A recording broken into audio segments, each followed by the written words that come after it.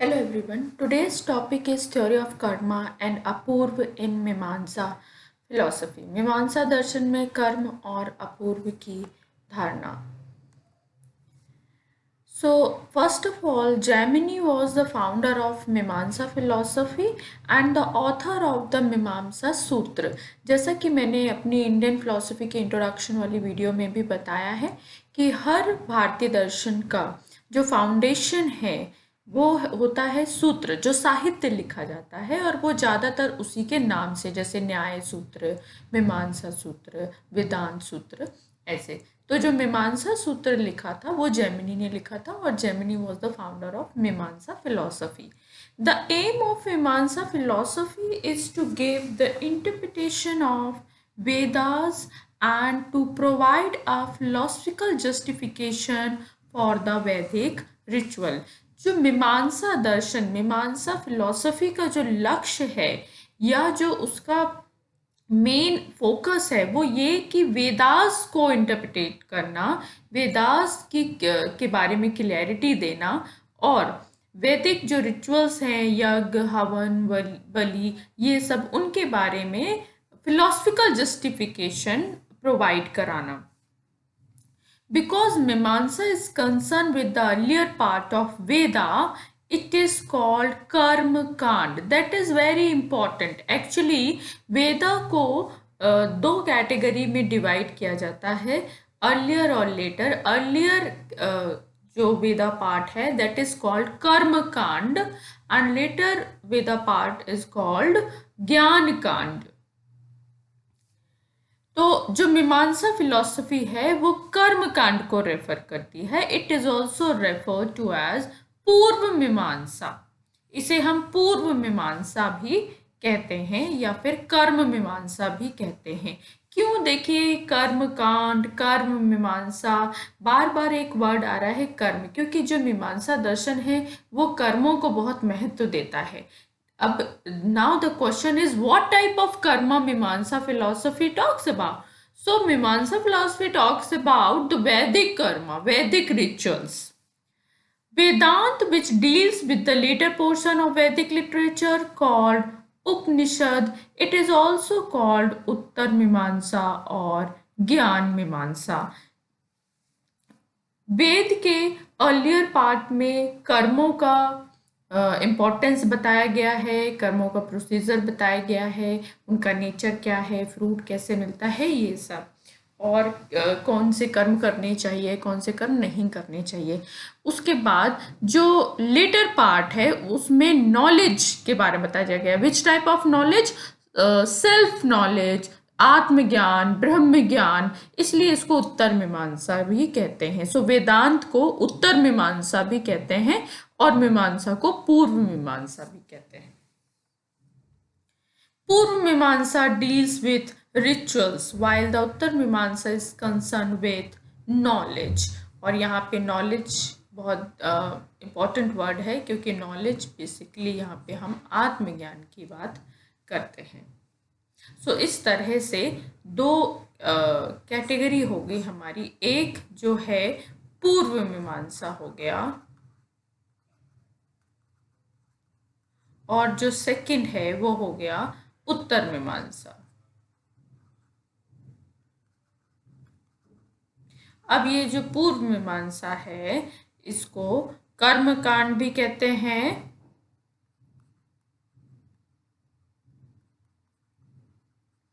और उत्तर मीमांसा को ज्ञान कांड कहा जाता है.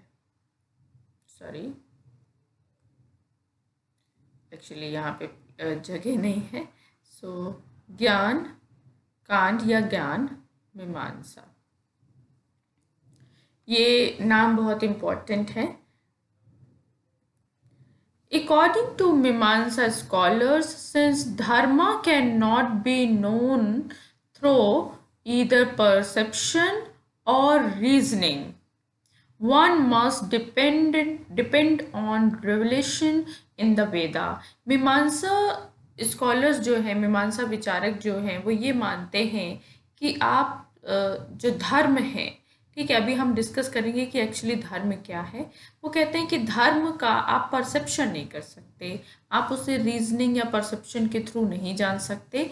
आपको ज़रूरत है वेद की, क्योंकि वेदा के बारे में ही बताया गया है कि धर्म, वेदा में ही बताया गया है कि धर्म क्या है। Dharma stands for duty. Now, the term dharma means duty, and duty entails action. Only right actions fulfill one's destiny. तो धर्म क्या है? धर्म आपका कर्तव्य है, और कर्तव्य किससे संबंधित है? आपके कर्मों से संबंधित है। तो केवल जो सही कर्म होंगे वही आपकी नियति डिसाइड करेंगे, वही आपको अच्छा फ्रूट देंगे। So according to Mimamsa, heaven is considered to be the ultimate goal of life. तो जैसे कि भारतीय दर्शन में जो जीवन का चरम लक्ष्य बताया है वो अधिकांश दर्शन में मोक्ष बताया है, लेकिन मीमांसा फिलॉसफी में स्वर्ग को ज्यादा महत्व दिया गया है। To achieve heaven is more important in Mimamsa philosophy, and that is the ultimate goal of human life. The attainment of heaven is possible only through Vedic action like Bali, Yag, etc. और वो कहते हैं कि ये जो स्वर्ग है आपको कैसे मिलेगा? जब आप वैदिक कर्म कांड करेंगे, जब आप वेदों में जो रिचुअल्स बताए गए हैं, जो विधियां बताई गई हैं, आप जब उन्हें करेंगे, वेद विधि विधान से कोई कर्म करेंगे, तो वो आपको स्वर्ग की प्राप्ति होगी। Now, the question arises as to which actions are desirable to follow मोक्ष, क्योंकि स्वर्ग प्राप्त करना ही मोक्ष है मीमांसा के थ्रू। तो ऐसा कौन सा एक्शन है जो जिससे हमें मोक्ष मिलेगा? So here the answer is it is necessary to follow those deeds which are instructed in the Veda to follow dharma. तो हमें वही कर्म करने हैं जो वेदों में बताए गए हैं, जो धर्म के रूप में वेदों में बताए गए हैं, उन्हें धर्म की संज्ञा दी गई है। ये आपका धर्म है, वैदिक रिचुअल्स को पूरा करना, वैदिक एक्शंस को पूरा करना, ये आपका धर्म है। Mimamsa considered Vedic rituals to be dharma. This is clear now. What is the meaning of dharma? That is Vedic ritual. The meaning of dharma is duty, which is prescribed in Veda. Actions which are prohibited in Veda are required to be abandoned. जो action वेदा में prohibited हैं यानी निषेधित हैं, उन्हें नहीं करना है, उनका त्याग जरूरी है। देखिए सीधा सा मीनिंग है कि मीमांसा मानती है आपको सिर्फ वही कर्म करने हैं जो वेदों में बताए गए हैं। अगर जो वेदों में नहीं बताए गए या फिर वेदों में ना करने के लिए कहा है तो वो कर्म नहीं करने चाहिए। According to Mimamsa, adharma means the renunciation of the prohibited deeds of Veda.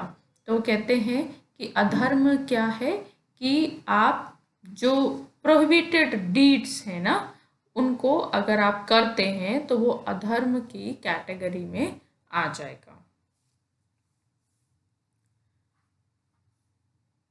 A perfect life is one in which the Vedas are obeyed. कि एक डिसिप्लिन लाइफ क्या है, एक पूर्ण जीवन क्या है, जहां आप सारे कर्म अपना वेदानुसार कर रहे हैं। आप देख रहे हैं कि मीमांसा फिलॉसफी में कितनी ज़्यादा इम्पोर्टेंस दी है। पूरा का पूरा मीमांसा दर्शन वेदों पर डिपेंडेंट है। Mimamsa have given so much importance to karma that place of God has become secondary. मीमांसा फिलॉसफी में कर्म को इतना ज़्यादा महत्व दिया है, एक्शंस को इतना ज़्यादा महत्व दिया है कि the place of God has become secondary. वो गॉड हो गया है। आप गॉड को दूसरे प्लेस पे ला रहे हैं। आपका जो प्राथमिक स्थान है वो कर्म है। So according to Mimamsa, the purpose of karma is not to satisfy the deity but to purify the soul. तो कर्म का मीन्स ये नहीं कि आप किसी ईश्वर को खुश कर रहे हैं, बल्कि आप अपनी आत्मा को शुद्ध कर रहे हैं। So the goal of karma, the purpose of karma is self purification, soul purification. Now the types of karma. नित्य कर्म। नित्य कर्म, देखिए नित्य वर्ड जो होता है, जैसे नित्य डेली होता है और इसका सिंपल सा मीनिंग है। So nitya karma are those deeds that a person has to do every day. आप अपने नित्य रूप से जो कर्म करते हैं उन्हें नित्य कर्मा कहते हैं। Example meditation, bathing, worship, daily prayer is also नित्य कर्मा। तो आप रोजमर्रा की जिंदगी में जो आप नित्य काम करते हैं, नित्य करते हैं, जो कर्म नित्य करते हैं वो नित्य कर्मा कहलाता है। Doing these deeds does not lead to accumulation of virtue. आप रोज के जो काम करते हैं वो पुण्य नहीं बनाता, but not doing them leads to the emergence of sin. लेकिन अगर आप उसे नहीं करेंगे तो पाप बन जाएगा। जैसे एग्जाम्पल, आप रोज प्रेयर करते हैं, आप रोज प्रेयर करते हैं, वो आपका पुण्य नहीं बनाता क्योंकि वो आपका डेली एक रूटीन फिक्स हो गया। जैसे नहाने का एक रूटीन फिक्स हो जाता है, तो उसे करने से आप कोई पुण्य या फिर एक्यूमुलेशन ऑफ वर्च्यू नहीं हो रहा। बट अगर आप नहीं करेंगे तो वो पाप की कैटेगरी में आ जाएगा, एक तरह से सिन को लीड करेगा। नैमित्तिक कर्म, नैमित्तिक कर्म क्या है? It is a deed that is done on special occasion. जो विशेष अवसरों पर किए जाते हैं उन्हें नैमित्तिक कर्म कहते हैं। The deeds done at the time of birth, death, marriage are also example of natural deeds. Sorry, यहाँ नेचुरल नहीं आएगा, नैमित्तिक कर्म।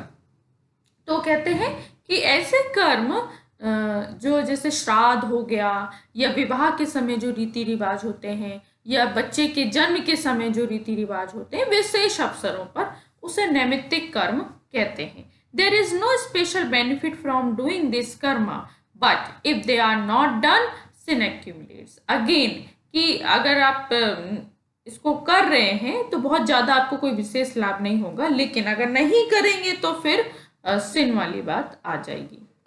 देन काम्य कर्म। काम मीन्स होता है डिजायर। तो such actions which are done for the purpose of achieving certain fruits are called kamya karma. ऐसे कर्म जो हम किसी विशेष इच्छा से करते हैं या किसी विशेष फल की इच्छा से करते हैं, कि हमको एक पर्टिकुलर फ्रूट ही चाहिए, तो ऐसे कर्म कहलाते हैं काम्य कर्म। जैसे यज्ञ, हवन, बलि, other deeds performed for son attainment, wealth attainment, house peace, कहते हैं ना ग्रह की शांति के लिए कुछ यज्ञ कराना, या कोई मन्नत पूरी हुई तो बलि चढ़ाना। ठीक है, तो ये जो हवन करवाते हैं हम किसी ना किसी चीज की प्राप्ति के लिए कराते हैं, तो इट मीन्स कि हमको कोई एक सर्टेन फ्रूट की इच्छा है, तो ये जो कर्म होंगे वो काम्य कर्म कहलाएंगे। Performing such deeds lead to accumulation of merit. जब आप ऐसे कर्म करते हैं तो आपका पुण्य बनता है, but not doing them does not giving rise to. अगर आप नहीं भी करेंगे तो कोई पाप नहीं बनेगा। निषिद्ध कर्म। Nishiddha actions are those actions which are prohibited to be performed. कि आपको वो कर्म, निषिद्ध कर्म वो कर्म है जो करने से मना किए गए हैं। By not doing such deeds, you don't attain virtue. अगर आप नहीं करेंगे तो कोई पाप, कोई पुण्य नहीं हो रहा है, बट अगर आप कर देंगे तो आप पापी कहलाएंगे, क्योंकि उन्हें पहले ही करने के लिए मना किया गया है, और उसके बाद भी अगर आप कर रहे हैं तो आप सिनर हो गए।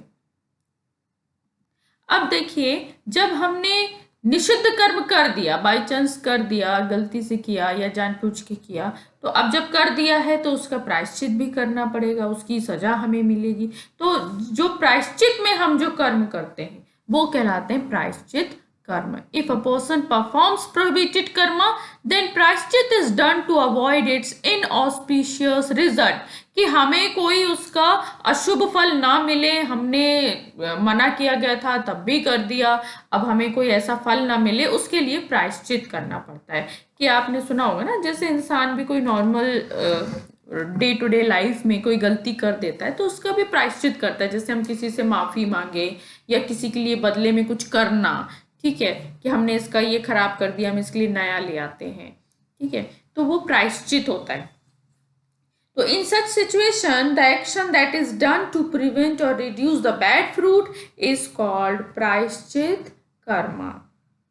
So this is all about Karma और द टाइप्स ऑफ कर्मा। वैसे तो ज़्यादातर 3 आपको मिलेंगे, नित्य कर्म, नैमित्तिक कर्म और काम्य कर्म, लेकिन ये 2 कर्म भी वेदों में, प्रायश्चित और निषिद्ध, ये 2 कर्मों भी वेदों में एक्सप्लेन्ड हैं।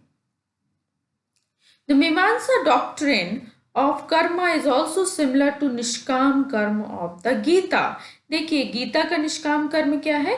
निष्काम कर्म is considered as duty for duty sake, यानी कर्तव्य के लिए आपका कर्तव्य। A person should strive for karma, but he should not worry about the fruit, कि आप सिर्फ अपने कर्म कीजिए, अपना कर्तव्य कीजिए। Don't think about fruit because you don't have any control on the fruit, कि आपको क्या मिलेगा, क्या नहीं मिलेगा, कब मिलेगा, इस पे आपका कोई कंट्रोल नहीं है। तो गीता थ्योरी ये है कि आप सिर्फ अपना कर्म कीजिए, फल की चिंता मत कीजिए। The Gita says it is your right to act, don't worry about the fruit. This is the philosophy of Nishkam Karma. We should not do duty because we will benefit it from them, but because we have to do duty. ये सोच के मत करो कि हमें उससे कुछ लाभ मिलेगा, बल्कि ये सोच के करो कि हाँ हमारी वो कर्तव्य है। उसी तरह वेदा में भी जो कर्म बताए गए हैं, मीमांसा भी यही कहती है कि वेद में वो कर्म बताए गए हैं, इसलिए आपको उन्हें ड्यूटी समझकर करना है। Like epistemology, Kant believes that duty should be for duty. Can't, आप देखिए वेस्टर्न फिलोसफर जो कांट थे वो भी यही कहते थे, duty should be for duty not for feelings और डिजायर। आप अपनी खुशी से ड्यूटी, इमोशन के तहत ड्यूटी कर रहे हैं ये मत सोचिए, आपकी ड्यूटी ड्यूटी ही है, ठीक है। आप उसको फीलिंग और डिजायर से कनेक्ट करेंगे तो वो रैशनल नहीं होगा। The reason for this is that emotions take man down, क्योंकि जो इमोशंस होते हैं वो मैन को डाउन ले जाते हैं। द पॉइंट इज कि आप जब अपनी डिजायर से कनेक्टेड होगे तो आप सही डिसीजन या सही तरीके से अपनी ड्यूटी पूरी नहीं कर पाओगे। तो इस तरह से जिस तरह कांट कर्तव्य की बात करते हैं, निष्काम कर्म में कर्तव्य की बात हुई है, उसी तरह मीमांसा फिलॉसफी भी ड्यूटी या धर्म की बात करती है। The Mimamsa doctrine of karma is also similar to Nishkam karma of the Gita. ये देखिए, ये अब मैंने इसको पॉइंट्स में बना दिया है, तो आप पॉइंट्स में भी देख सकते हैं। निष्काम कर्म is considered as duty for duty sake. A person should strive for karma, but he should not worry about the fruit of karma.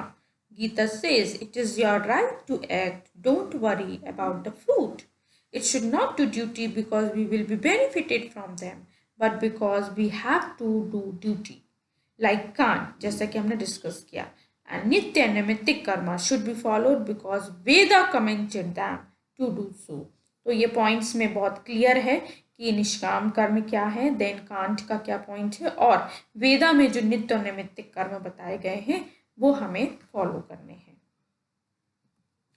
Now, the concept of apurva, this is very important in मीमांसा philosophy, क्योंकि हम कर्म की बात कर रहे हैं तो, और हम ये कहते हैं कि जब हम अच्छे कर्म करते हैं तो हमें अच्छा फल मिलता है, हमें अपने कर्मों के आधार पर स्वर्ग की प्राप्ति होती है। We can achieve the heaven according to our right actions. Now the who is the giver of the fruit, कौन है जो हमें कर्मों का फल देता है। सो मीमांसा अडॉप्ट द अपूर्व सिद्धांत for distribution of fruit of actions. जो एक्शन हम करते हैं उसका फ्रूट हमें अपूर्व सिद्धांत के थ्रू मिलता है। नाउ व्हाट इज अपूर्व सिद्धांत? The Sanskrit word apurva means unique, unprecedented. It is something not foreseen. अपूर्व का मतलब जो पहले नहीं हुआ, जो पहले एग्जिस्ट नहीं करता था, नहीं देखा गया या नया है।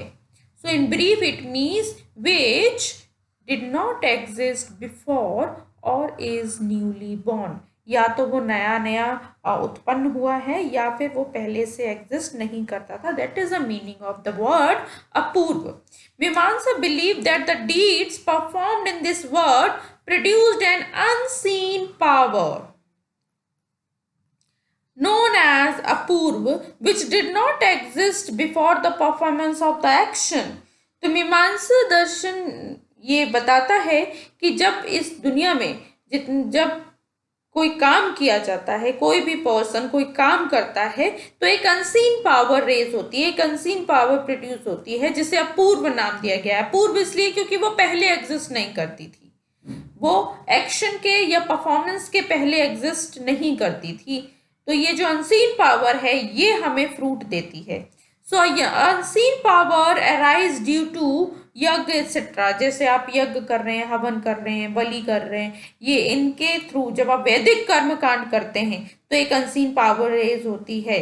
और परफॉर्मेंस, अकॉर्डिंग टू वैदिक performance or the Vedic law, this power is embedded in both karma and the doer. This is important. ये जो पावर है ये कर्म में भी रहती है और जो डूअर है, जो कर्म कर रहा है, उसमें भी रहती है, जिसको कर्ता कहा गया है। तो कर्म और कर्ता दोनों में अनसीन पावर होती है। After death, the soul goes the other world where he has to bear the fruits of his deed. कि आप क्या करते हैं, ये जो सोल है ये मरने के बाद या मृत्यु के बाद स्वर्ग में जाती है जहां उसे अपने कर्मों का, या दूसरे वर्ड में जाती है जहां उसे कर्मों का फल मिलता है, स्वर्ग या नर्क। On the basis of Apurva, the soul has to experience happiness and sorrow. According to Apurva theory, power is inherent in every cause from which fruit emerge. For example, power is inherent in a seed due to which the tree arises. वो कहते हैं कि हर कारण में ये जो power है, unseen power, वो इनहेरेंट होती है और वो इमर्ज होती है फ्रूट के फॉर्म में। जिस तरह से बीज में पावर होती है कि वो पेड़ को अराइज कर पाए, पेड़ को उगा पाए। लेकिन कुछ लोगों का मानना है, यहाँ पे कुछ लोग ऑब्जेक्ट करते हैं, some people may object here that if the seed has the power to produce a tree, then why does the tree always emerge from the seed. वो कहते हैं, कुछ लोगों का कहना है कि अगर पावर सीड में है तो हमेशा ही सीड से पेड़ क्यों नहीं निकलता। कभी कभी बीज जो है वो अंकुरित नहीं होता, उससे पेड़ नहीं निकलता, ऐसे ही सूख जाता है। सो मीमांसा explain the reason for the presence of obstacle which result in loss of power. वो कहते हैं कुछ बाधाएं आ जाती हैं बीच में जिनकी वजह से ये जो पावर है वो लॉस हो जाती है। इसी तरह से जैसे बीज में हो सकता है उसे प्रॉपर पानी ना मिला हो, या हवा ना मिली हो, या उसे जो उसका अनुकूलित वातावरण है वो ना मिला हो, इस वजह से वो पेड़ को प्रोड्यूस नहीं कर पाया। इसी तरह ये जो पावर है जो ऑलरेडी इनहेरेंट है, हो सकता है कुछ ऑब्स्टेकल आ गई हो जिसकी वजह से वो पावर लॉस हो गई हो। द सन, जैसे कैसे, अगर आप कहते हैं कि इसको समझाने के लिए एक एग्जाम्पल दें, तो the sun has the power to illuminate the earth. आप देखो सूरज में पावर है कि वो तो पूरी दुनिया को प्रकाशित कर पाए, but if the sun is covered by the cloud then the sun cannot illuminate इल्यूमिनेट द अर्थ। अगर क्लाउड आ जाते हैं तो आप देखो अंधेरा हो जाता है, ऐसा लगता है कि रोशनी जैसे ब्लर हो गई है। आप सब इसको एक्सपीरियंस कर चुके हैं। तो इसी तरह वो कहते हैं कि ये जो पावर है ये हर कॉज में है, but because of some obstacles, because of some limitations, वो कहीं ना कहीं लिमिटेड हो जाती है power. The Apurva is the universal law which believes that the removal of obstacle will give some of the power inherent in everything. जब भी वो obstacle remove होंगे और वो पावर रेज होगी और उसके अकॉर्डिंग आपको फ्रूट मिलेगा। ऐसा नहीं है ना कि सूरज को हमेशा के लिए ही कोई ढक दे, ऐसा तो नहीं हो सकता। जब भी बादल हटेंगे और उसके बाद वो अर्थ को एल्यूमिनेट करेगा। इसी तरह से जब भी वो ऑब्स्टिकल हट जाएंगी, जो अनसीन पावर है, अपूर्व है, उसके थ्रू हमें फ्रूट मिल जाएगा। The important point here is that Apurva is not governed by any other divine power or God. This is very important point. वो कहते हैं कि ये जो अपूर्व है ये सेल्फ सस्टेनिंग है, इसे कोई दूसरा नहीं चला रहा। ये ऐसा नहीं है कि it is governed by God, ईश्वर है वो उसे चला रहा है। इट मीन्स ईश्वर डिसाइड करेगा कि किसको क्या फ्रूट देना है, किसको क्या नहीं देना है, नहीं, ऐसा नहीं है। जैसे कि आपने देखिए, मैंने अपनी पहले की वीडियो में ना अदृष्ट बताया था, और अदृष्ट भी आदृष्ट और अपूर्व का कॉन्सेप्ट एक जैसा है एक्चुअली। आदृष्ट भी यही है कि एक ऐसी पावर जिसे पहले नहीं देखा गया, अपूर्व भी यही है कि जो पहले एग्जिस्ट नहीं करती थी। तो कर्म फल को जब हम कर्मों की थ्योरी समझाते हैं तो कर्म फल के लिए हम इन दो कॉन्सेप्ट्स को ना एक्सप्लेन करते हैं। So Apurva is self sustaining. The knowledge of power of Apurva is obtain from the Veda. ये जो हमें अपूर्व की नॉलेज होती है वो हमें वेदास के थ्रू पता चलती है। So it is clear from the above description that apurva is applied to the whole human being, as the result of which every person definitely gets the fruit of good and bad deeds done by him. तो इससे clear है कि हर एक इंसान को अपने कर्मों के अनुसार अच्छा और बुरा फल मिल जाता है और वो फल अपूर्व सिद्धांत के अकॉर्डिंग डिस्ट्रीब्यूट होता है। Thus, the subject of the Mimamsa philosophy is dharma. The subject matter of the Mimamsa philosophy is dharma, that is Vedic ritual, and it is purpose of Mimamsa to discuss about dharma. So, it is simple content. The subject matter of Mimamsa philosophy is dharma, and the purpose of Mimamsa philosophy is to discuss that dharma. In the absence of subject and purpose, human cannot move in any tendency. जब तक कोई विषय नहीं होगा, कोई लक्ष्य नहीं होगा, आप आगे किसी भी प्रवृत्ति में नहीं जाएंगे। तो मीमांसा दर्शन का जो विषय है वो है धर्म। धर्म के बारे में बताना, जो वैदिक रिचुअल्स हैं उनके बारे में, उनके नेचर के बारे में बताना, और यही उसका पर्पस है। Thank you so much. I hope आपको ये टॉपिक क्लियर हुआ होगा और आने वाली वीडियो में हम मीमांसा फिलॉसफी की और वीडियोस देखेंगे और अलग अलग टॉपिक के साथ।